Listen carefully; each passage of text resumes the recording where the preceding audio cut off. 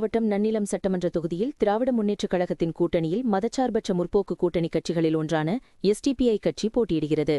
நன்னிலம் சட்டமன்ற தொகுதியில் போட்டியிடும் வேட்பாளரும் எஸ்டிபிஐ கட்சியின் மாநில தலைவருமான முகமது முபாரக் இன்று நன்னிலம் தொகுதிக்கான சிறப்பு தேர்தல் அறிக்கையினை வெளியிட்டார். விவசாயம், கல்வி, நன்னிலம் தொகுதியின் உள்கட்டமைப்பு, மருத்துவம், சாலைகள் சீரமைப்பு உள்ளிட்ட பல்வேறு அம்சங்கள் அடங்கிய சட்டமன்ற தேர்தல் சிறப்பு தேர்தல் அறிக்கையினை வேட்பாளர் முகமது முபாரக் வெளியிட அதனை திமுக ஒன்றிய செயலாளர் மனோகரன் உள்ளிட்ட திமுக நிர்வாகிகள் பெற்றுக்கொண்டனர். வேளாண்மை நிறைந்த மாவட்டம் என்பதால் நேரடி நெல் கொள்முதல் நிலையங்கள் மேற்கூரையுடன் கூடிய கட்டடங்களாக அமைக்கப்பட்டு அதிக எண்ணிக்கையில் நெல் கொள்முதல் செய்ய நடவடிக்கை எடுக்கப்படும். நன்னிலம் சட்டமன்ற தொகுதிக்கு உட்பட்ட பகுதியில் வேளாண்மை கல்லூரி அமைக்க நடவடிக்கை மேற்கொள்ளப்படும். நன்னிலம் சட்டமன்ற தொகுதிக்கு உட்பட்ட பகுதியில் புதிய செவிலியர் கல்லூரி மற்றும் மகளிர் கலையறிவியல் கல்லூரி அமைக்க நடவடிக்கை மேற்கொள்ளப்படும். நன்னிலம் சட்டமன்ற தொகுதிக்கு உட்பட்ட நன்னிலம், குடவாசல், வலங்கைமான் உள்ளிட்ட பகுதிகளில் உள்ள அரசு மருத்துவமனைகள் உட்கட்டமைப்புகள் தரம் உயர்த்தப்பட்டு அது நவீன சிகிச்சைகள் வழங்க நடவடிக்கை எடுக்கப்படும்.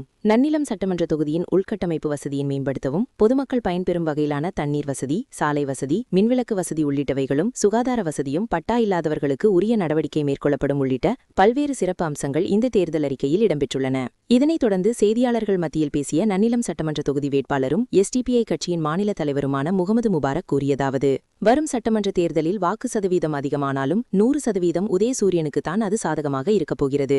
பொதுவாக மாற்றத்தை மக்கள் விரும்புகிறார்கள். புதிய தலைமுறை இளைஞர்கள், விவசாயிகள், பெண்கள் என அனைத்து தரப்பு வாக்குகளும் கிடைக்கும்போது வேட்பாளராக இருக்கிறேன். பாஜக கூட்டணியில் தேர்தல் ஆணையம் இணைந்திருக்கிறது. எங்கெல்லாம் பாஜக போட்டியிடுகிறதோ அங்கெல்லாம் தேர்தல் ஆணையம் அதன் கூட்டணி கட்சிகளுடன் இணைந்துவிடும். தமிழ்நாட்டில் 200க்கும் மேற்பட்ட இடங்களை திமுக கூட்டணி வெல்லப்போகிறது. அதை தடுப்பதற்காக தேர்தல் ஆணையம் எப்போதும் இதைத்தான் செய்யும். தேர்தல் ஆணையம் எது செய்தாலும் மீண்டும் மக்கள் முடிவு செய்துவிட்டார்கள். மீண்டும் ஸ்டாலின் தொடரட்டும், தமிழ்நாடு வெல்லட்டும் என்ற முழக்கத்திற்கு ஆதரவாக இருக்கிறார்கள். நம் நாட்டில் தேர்தலில் போட்டியிடுவது என்பது ஒவ்வொருவரின் உரிமை. யாரையும் போட்டியிடக்கூடாது என்று சொல்வதற்கு யாருக்கும் உரிமை கிடையாது. சசிகலா, ராமதாஸ் இணைந்துள்ள கூட்டணியில் நன்னிலம் சட்டமன்ற தொகுதியில் போட்டியிடும் ராஜா என்ற வேட்பாளரின் வேட்புமனுவை நிராகரிக்க வேண்டும் என்பதற்காகவே அவருக்கு முன்மொழிந்த நபர்களை கடத்தி கொண்டு செல்வதும் அந்த வேட்பாளரை அடித்து துன்புறுத்துவதும் மிகவும் கண்டிக்கத்தக்கது. அதுவும் அதிமுக வேட்பாளர் முன்னாள் அமைச்சர் இவ்வாறு செய்வது வேதனை அளிக்கிறது. ஒரு சமூகத்தையே அவர் கொச்சைப்படுத்தியிருக்கிறார். அதிமுகவை சேர்ந்த காமராஜுக்கு தோல்வி பயம் வந்துவிட்டது. இதற்கு முன்னால் போட்டியிட்ட 3 தேர்தலிலும் அதிமுக வேட்பாளர் இவ்வாறு நடந்து கொள்ள இல்லை என்று கூறுகிறார்கள். ஆனால் தற்போது அவருக்கு தோல்வி பயம் வந்துவிட்டது. அதன் காரணமாக முன்னாள் அமைச்சர் என்கிற தன்மையெல்லாம் மீறி இப்போது இந்த மாதிரி கிரிமினல் வேலைகளில் ஈடுபடுகிறார். அதே சமூகத்தை சேர்ந்தவர்கள், அதிமுகவிற்காக உழைத்தவர்கள் பல பேர் இருக்கிறார்கள். அராஜகம் செய்து வெற்றி பெற்று விடலாம் என்று நினைக்கிறாரா? இப்படி எத்தனை பேரை இவர் அடித்துக் கொண்டு செல்வார் என்று தெரியவில்லை. இது வன்மையான கண்டனத்துக்குரிய செயல். மக்கள் அரசியல் புரிதலோடுதான் இருக்கிறார்கள். எல்லாவற்றையும் தெரிந்து கொண்டிருக்கிறார்கள். நல்ல பாடத்தை 2026இல் தருவார்கள். இந்த மாதிரி என்னதான் அராஜகம் செய்தாலும் உதயசூரியன் வெற்றியை இந்த முறை தடுக்க முடியாது. அதிமுக பாஜக கூட்டணி என்பது பொய்யினால் வலிந்து கட்டப்பட்டிருக்கிற கூட்டணி. எதிர்க்கட்சி என்றால் எதையாவது விமர்சனம் பண்ணிதான் ஆக வேண்டும். அப்படி கடமைக்குதான் அவர்கள் விமர்சனம் செய்கிறார்கள். இந்த விமர்சனத்தை மக்கள் கண்டுகொள்ளவில்லை. பொய் பிரச்சாரத்தை எல்லாம் மீறி திமுக கூட்டணி 200க்கும் மேற்பட்ட தொகுதிகளை பெறும் என்பது பொதுமக்கள் தரும் நல்ல செய்தி. நன்னிலம் பகுதியில் சரியான உள்கட்டமைப்பு வசதிகள் இல்லை. குறிப்பாக நான் குடவாசல் வடக்கு ஒன்றியத்திற்கு சென்றபோது அங்குள்ள திமுக ஒன்றிய செயலாளர் மற்றும் ஒன்றிய கவுன்சிலர், பஞ்சாயத்து சேர்மன் ஆகியோர் செய்த நலத்திட்டங்களின் மொத்த தொகையை கணக்கிட்டால் அதிமுகவின் சட்டமன்ற உறுப்பினர் கொண்டு வந்திருக்கிற திட்டங்களை விட அதிகமாக இருக்கிறது. நன்னிலம் மக்கள் மாற்றம் வேண்டும் என்று விரும்புகிறார்கள். பெண்களிடத்தில் தமிழக அரசின் திட்டங்கள் போய் அனைத்தும் சேர்ந்திருக்கின்றன. ஒன்றிய அரசுக்கு நாம் ஒரு நாட்டை ஆள்கிறோம் என்ற எண்ணமே இல்லை. போர் வரக்கூடிய வாய்ப்பிருக்கிறது. அதனால் கேஸ் தட்டுப்பாடு ஏற்பட இருக்கிறது என்று வெளியுறவுத்துறை முன்னரே முடிவு செய்து அதற்கான திட்டங்களை செயல்படுத்தியிருக்கலாம். ஆனால் எதையுமே செய்யாமல் குரட்டை விட்டு படுத்துக்கொண்டு பிரச்சனை என்று வருகிறபோது நீங்கள் கொரோனா காலத்தில் உள்ளது போல ஊரடங்கு உத்தரவு வரும் என்று பீதியை கிளப்புவது ஒன்றிய அரசுக்கு அழகா? ஆனால் தமிழக முதல்வர் அனைத்து ஹோட்டல் உரிமையாளர்களை அழைத்து பயப்படாதீர்கள், மானியம் தருகிறோம், அரசு இருக்கிறது என்று தைரியமாக கூறினார். இப்படிதான் ஒரு அரசு இருக்க வேண்டும். ஒன்றிய அரசு அது அரசே இல்லை. 100% தோல்வியடைந்த அரசாக இருக்கிறார் என்றார். கொள்முதல் நிலையங்கள் அவசியப்படுகிறது.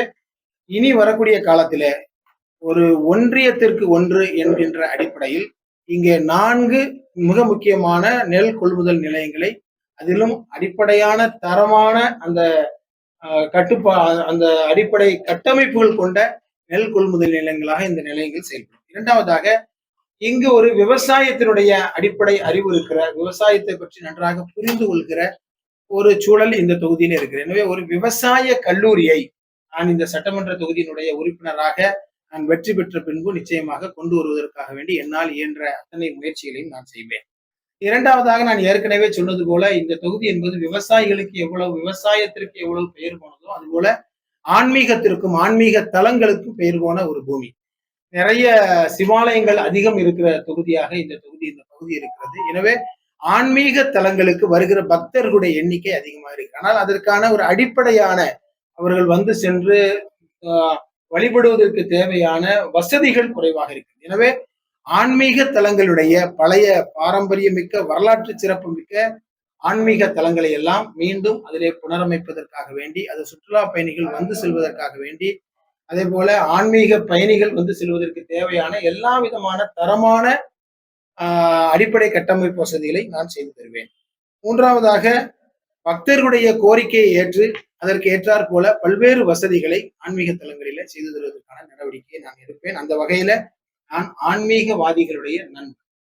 மூன்றாவதாக நான் கல்வியாளர்களுடைய சகோதரனாக இருக்கிறேன். குறிப்பாக கல்வி என்பது மிக முக்கியமானது. இன்றைக்கு நன்னிலம் சட்டமன்ற தொகுதியை பொறுத்தவரை இங்கு இருக்கிற மக்களுடைய குழந்தைகள் நன்றாக படிப்பதற்கு தேவையான கல்லூரி வசதிகள், பள்ளி வசதிகள் இங்கே குறைவாக இருக்கிறது. அதுல குறிப்பாக இந்த தொகுதி மக்கள் அனைவரும் சேர்ந்து கேட்பது ஒரு நர்சிங் கல்லூரி எங்களுக்கு வேண்டும் என்று சொல்கிறார்கள். நான் பிரச்சாரத்திற்கு செல்லுகிற இடங்களில் எல்லாம் ஒரு நர்சிங் கல்லூரியை நான் அமைத்து தருவேன் என்று சொல்கிறேன். எனவே வரவிருக்கிற இந்த 5 ஆண்டுகளிலே நான் பொறுப்பேற்ற உடனேயே ஒரு நர்சிங் கல்லூரியை கொண்டு வருவதற்கான எல்லா முயற்சிகளும் எடுப்பேன். அதே போல மகளிர் கலை அறிவியல் கல்லூரி, பெண்களுடைய கல்வியிலும் அவருடைய முன்னேற்றத்திலும் கவனம் செலுத்துகிற அரசாக மாண்புமிகு அண்ணன் தமிழக முதல்வர் தளபதி அவருடைய அரசு இருக்கிறது. அந்த வகையில நான் சட்டமன்றத்திலே அதற்காக குரல் எழுப்பி மகளிர் கலை அறிவியல் கல்லூரியை கொண்டு வருவதற்கான முயற்சிகளை நான் செய்வேன். நான்காவதாக நான் ஆரோக்கியத்தினுடைய சிநேகிதனாக இருக்கிறேன். ஆரோக்கியம் என்பது மிக முக்கியமானது. இங்க நல்ல நிலவளம் நீர்வளம் இருந்தாலும் கூட ஆரோக்கியத்திற்கான, அதாவது நோய் வந்தால் அதை வந்து சரி செய்வதற்கான, வைத்தியம் செய்வதற்கான, மருத்துவம் செய்வதற்கான மருத்துவமனைகளுடைய இது வந்து குறைவாக இருக்கு. எனவே மருத்துவமனைகளை இங்க இந்த பகுதியில நன்னிலம் பகுதியில செயல்படுகிற அரசு மருத்துவமனைகளுடைய தரம் உயர்த்தி திருவாரூருக்கோ கும்பகோணத்திற்கு தான் செல்ல வேண்டும் என்கின்ற நிலை இல்லாதவாறு இந்த பகுதியிலேயே அதனை தரம் உயர்த்தி இந்த பகுதியினுடைய மக்கள் பயன்பெறுகிற வகையில் அடிப்படை கட்டமைப்பு வசதிகளை மேம்படுத்துவதோடு சேர்ந்து எமர்ஜென்சியான மருத்துவம் சிகிச்சைகளை பெறுவதற்கான நடவடிக்கைகளை மேற்கொள்வேன். ஐந்தாவதாக உள்கட்டமைப்புக்காக உதவி செய்கிற ஒருவனாக நான் இருப்பேன்.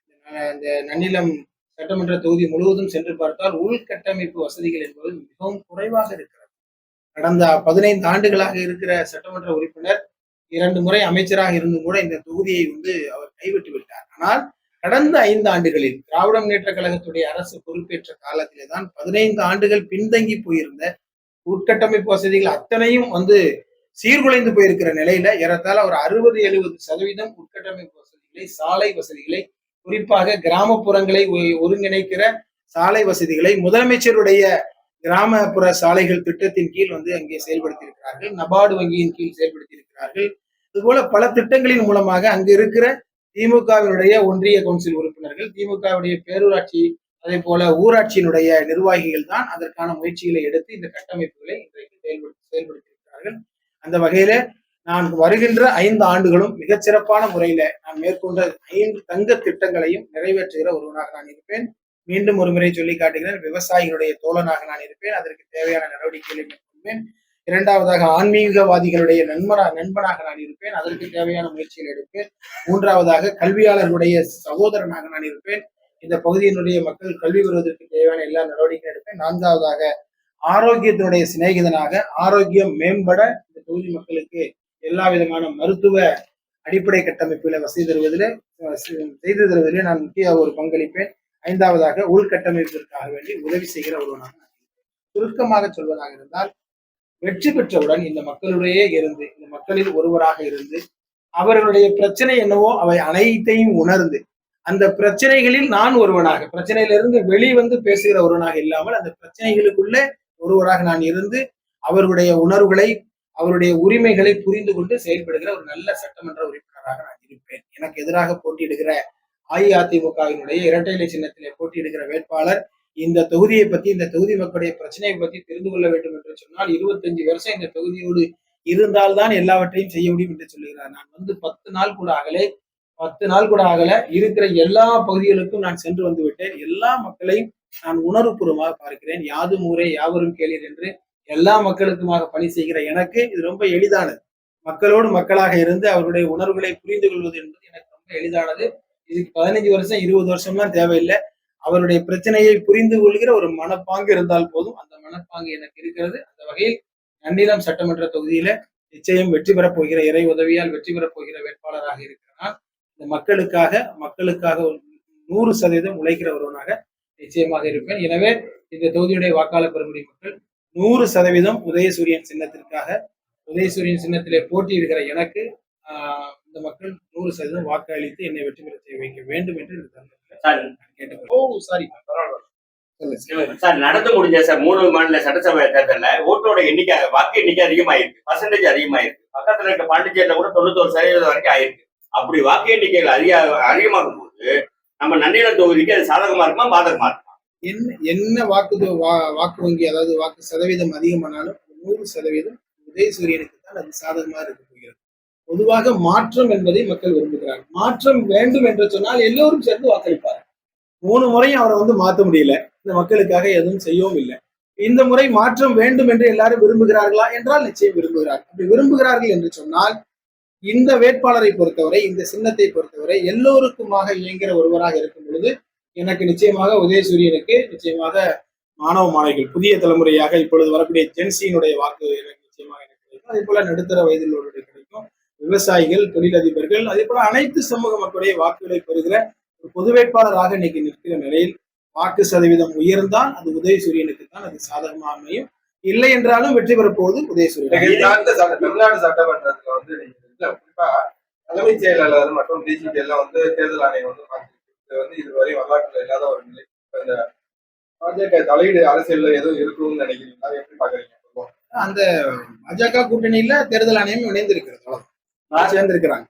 பாஜக கூட்டணியில், பாஜக அதிமுக கூட்டணியில் எங்கெல்லாம் பாஜக போட்டியிடுமோ அங்கெல்லாம் தேர்தல் ஆணையமும் அந்த கூட்டணி கட்சியில் ஒன்றாக அது இணைந்து விடும்.